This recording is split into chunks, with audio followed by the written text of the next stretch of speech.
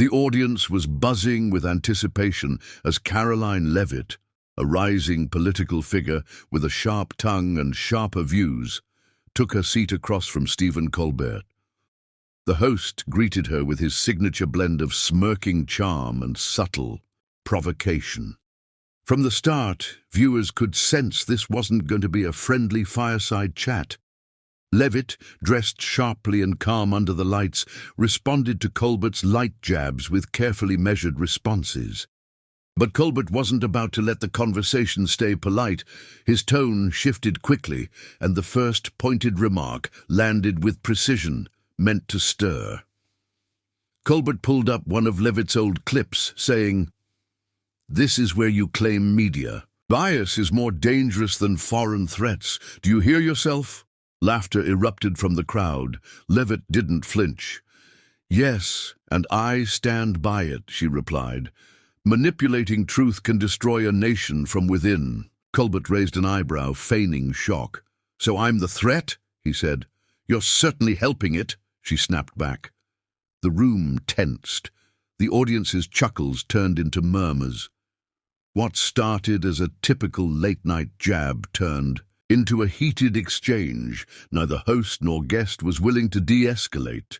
Determined to push further, Colbert brought up Leavitt's recent comments on censorship and free speech. "You talk about freedom of speech," he said, "but you block critics, dodge tough interviews, and live in an echo chamber." Leavitt didn't hesitate. "That's rich, coming from someone whose entire show depends on laughing at people you disagree with," she said. "This isn't journalism, it's performance dressed up as moral high ground." A murmur spread through the crowd. Colbert leaned back, trying to regain control, but the dynamic had shifted. Leavitt wasn't backing down. She was challenging the very format of the show. As the tension built, Colbert tried to steer the conversation toward comedy again, cracking a joke about how Leavitt's ideals were from another century. The crowd laughed, but Leavitt remained calm. "The truth isn't outdated just because it's inconvenient," she responded. Her words silenced the chuckles. The host looked to his producers, unsure of how to proceed. They weren't expecting her to flip the tone so sharply. She leaned forward and added, "If you wanted to have a real conversation, you wouldn't keep using sarcasm as a shield." Colbert looked visibly caught off guard, unsure what to say next. Then came the moment that shocked everyone. Colbert said, "Maybe you're just not cut out for modern America." Gasps echoed. Leavitt's eyes narrowed. "And maybe your show isn't cut out for truth," she replied, removing her microphone. Producers began to signal from behind the cameras. The tension was now fully uncontainable. "You brought me here for ratings, not dialogue," she said, standing. "I won't be used as a punching bag on your set." Colbert tried to calm the situation, but the damage was done. She turned and walked off stage, leaving the host in stunned silence as the cameras kept rolling.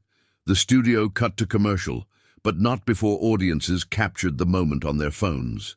Within minutes, clips of Leavitt's exit flooded social media. Hashtags like Leavitt vs. Colbert, Late Show walk-off, and Truth over comedy began trending. News outlets rushed to analyze the exchange. Commentators on both sides of the aisle weighed in. Some praised Leavitt's boldness, while others mocked her walkout. But one thing was certain. The confrontation had struck a national nerve. Colbert's team quickly issued a vague statement. "Sometimes conversations take unexpected turns." But viewers knew this wasn't just unexpected, it was explosive. Karoline Leavitt wasted no time speaking out. In the short video posted to her page, she explained her side. "I went on the show expecting hard questions, not personal attacks disguised as humor," she said. "If we can't have real dialogue on platforms like that, then we have bigger problems than political division." Her statement gained millions of views within hours. Supporters rallied behind her, calling the walkout an act of courage. Detractors argued it was calculated. Regardless of intent, Leavitt had succeeded in turning the tables and capturing the public's full attention. The media landscape erupted in debate. Was late-night television still a place for political conversation, or had it become too hostile for differing voices? Analysts on every major network dissected the moment. Colbert's usual monologue the next night felt subdued. He addressed the incident with humor, calling it a passionate misunderstanding, but the audience response was muted. The usual laughs were more cautious now. For a host known for control, Colbert had experienced one of the rarest moments in live television, being outmatched on his own stage, not with noise but with quiet resolve. Leavitt's walkout had broader implications. Political guests became more selective about appearances. Some started demanding pre-interview outlines, others outright declined. Viewers began questioning the role of satire in political discourse. Had it gone too far? Was it still informative or simply divisive entertainment? While many defended comedy's role in politics, others echoed Leavitt's call for more respectful engagement. Online forums were flooded with debates over censorship, free speech, and media responsibility. Her exit had ignited something bigger than a single episode. It had lit a fire under an already fractured cultural conversation. By week's end, Karoline Leavitt had become a symbol. For some, a fearless truth-teller. For others, a provocateur.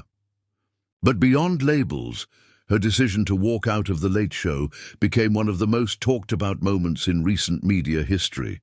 It proved that even in the age of scripted laughs and polished punchlines, the unexpected can still steal the show. Leavitt later remarked, "I didn't plan to walk out, but I also didn't plan to sit there and let truth be twisted."